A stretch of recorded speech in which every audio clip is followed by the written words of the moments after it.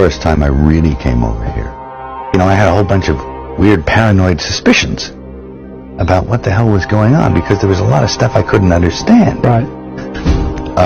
And nobody was really bothering to explain it to me. They don't. And I formed a bunch of opinions about the town and about the people in it that were like, surely that couldn't be. The whole place can't be like, you know, Weird Town, you know, where the stranger wanders in and all the people are in the bar and they all shut up when he looks at them. And they tell you don't go into the house on the hill. And it's like that.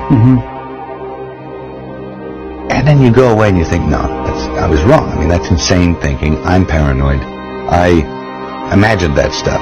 That couldn't be the reason for why so-and-so was acting like, could it? And then you find out later on the track that you were exactly on track with a lot of this stuff, that some of your worst nightmares were real at the time. And you think, a place like this can humiliate you. And it can humiliate you, it can be humbling. I mean, it does rip your life to pieces if you'll let it.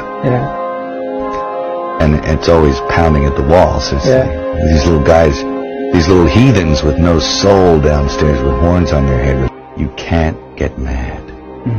You can't let it get you, because you have to make a deal with everyone else, and it's almost unspoken that you are going to be fucked over at some point by people who you may have done something nice for.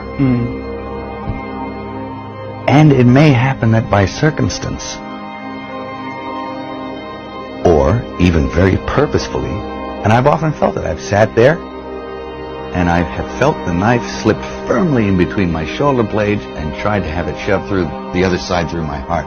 No, he came to see me on a rooftop in New York. I said, hey, can I talk to you? And he said, sure. He floated in, sideways, through a crowd of people. He was wearing black. And it was like one of those old vampire movies where they don't walk, but they glide. The air had turned cold. And then he left, and I wanted to leave. And because I knew that I didn't want to work with him. And he was getting scary. And then I turned around, and it was on top of the Peninsula Hotel. I turned around to avoid his steady gaze at one point.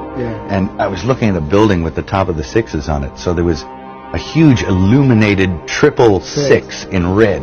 And I went from that to that to that, and he started smiling. And I thought, oh no, Chris Walken is the Antichrist, you know? And I'll think, Walken, and you'll resent it for a little while, then you have to let it go. Otherwise you'll eat yourself alive. And I think it takes that kind of cockroach resilience to survive in this town.